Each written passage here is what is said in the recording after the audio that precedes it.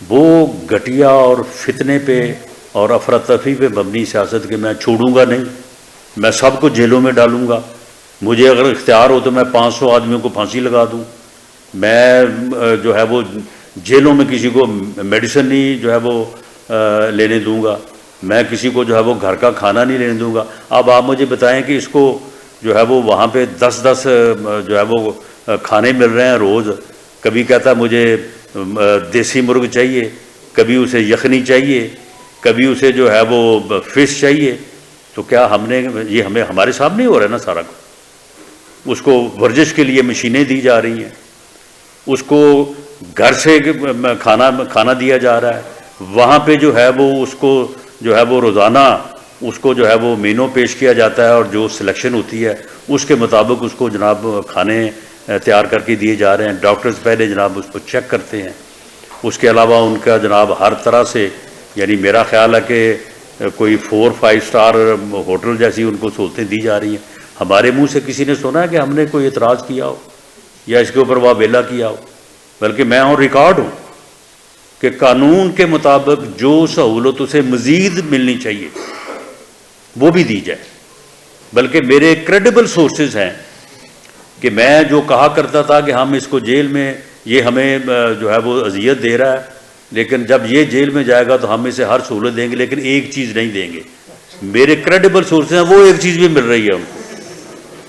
تو ہمیں اس کے اوپر بھی اعتراض نہیں ہے۔ تو یہ سیاسی رویہ جو ہے وہ کوئی نہ رکھے، نہ پیپلز پارٹی رکھے، نہ کوئی اور جماعت رکھے، نہ پی ایم ایل رکھے۔ باقی ٹھیک ہے، بالکل مخالفت کریں، مخالفت میں جو ہے وہ ہمارا مخالف ووٹ اٹیک کرنے کے لیے وہ ہمیں جو بھی سخت چست کہنا چاہتے ہیں وہ ان کی جو ہے وہ بالکل ثواب دید ہے، وہ کہیں۔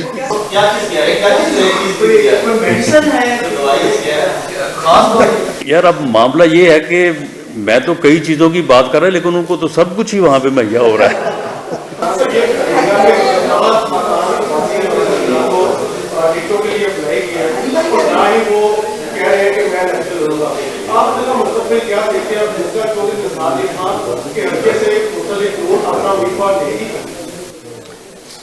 جی، چودھری نثار علی خان صاحب کے حلقے سے بالکل پاکستان مسلم لیگ نون امیدوار دے گی، اور پاکستان مسلم لیگ نون پنجاب میں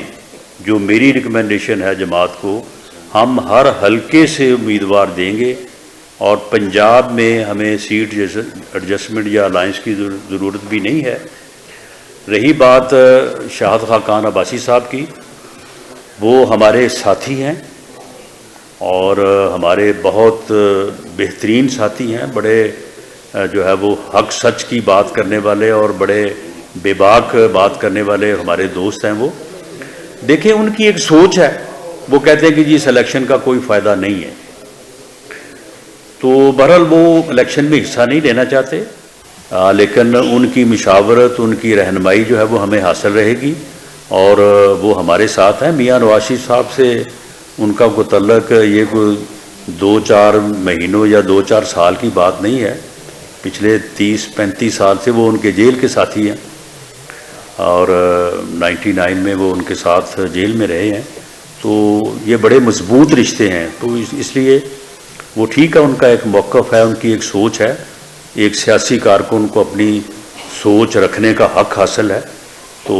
انشاءاللہ تعالیٰ ان کا مستقبل جو ہے وہ ٹھیک ہے، کوئی ایسی خطرے والی بات نہیں ہے۔ اچھا رانا صاحب یہ بتائیے گا کہ پاکستان کی سیاسی جماعتیں کب تک ایک پپیٹ کا رول لے کر کے رہیں گی؟ کل تک آپ پڑھ سکتی تھیں، پاکستان تحریک انصاف مزے میں تھی، آج تحریک انصاف پڑھ سکتی ہیں، آپ مزے میں ہیں، اقتدار تو آپ کو مل جائے گا، لیکن پاکستان میں شاید وہ حالات نہیں ہو پائیں گے جس سے غریب کو روٹی مل پائے گی۔ سیاستدان کب سمجھیں گے، کب سلجھیں گے؟ جب تک آپ جیسے دوست جو ہیں وہ اس انداز میں سوچتے رہیں گے۔ مجھے یہ بتائیں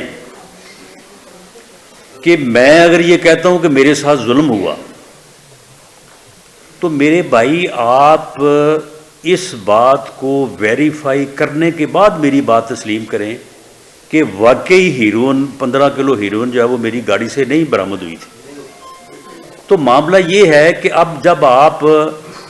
میرے ساتھ یا ہمارے ساتھ آپ یہی کچھ کرتے ہیں تو کچھ خدا کا خوف کریں، 9 مئی کو آپ مجھے بتائیں کہ کسی ادارے کے اوپر وہ دفاعی ہو یا اپنا جو ہے وہ ادروائز ہو، آپ اس کے اوپر چڑھ دوڑیں، دفاعی تنصیبات کو آگ لگائیں، جا کے ان کے گھروں کو آگ لگائیں،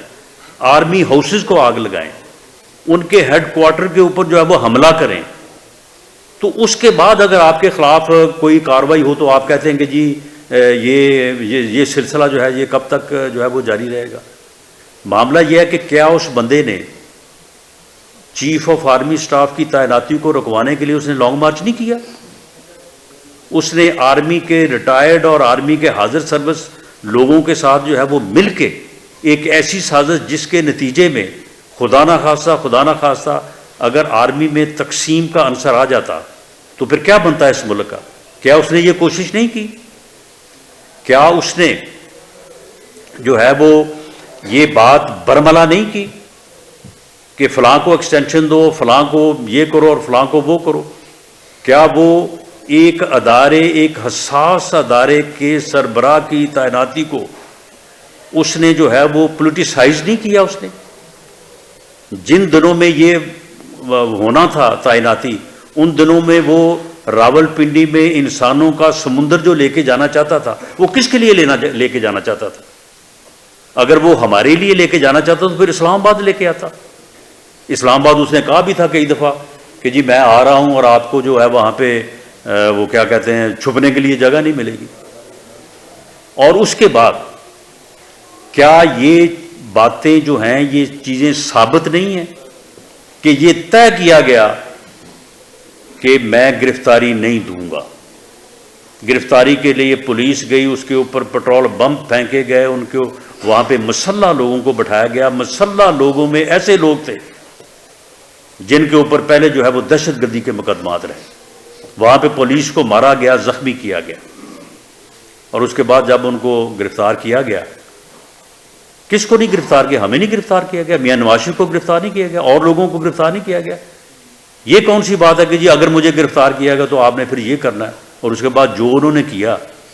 اس کے بعد بھی اگر آپ جو مسلم لیگ نون کے ساتھ ہوا 2018 میں، اس کو اور اس کو اگر آپ ایک جیسا ہی دیکھ رہے ہیں تو یہ پھر ہماری بدقسمتی ہے۔ تو جب تک آپ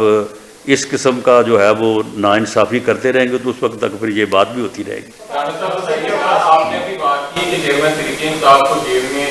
بڑی سہولیات ہیں، دوائی بھی مل رہی ہے،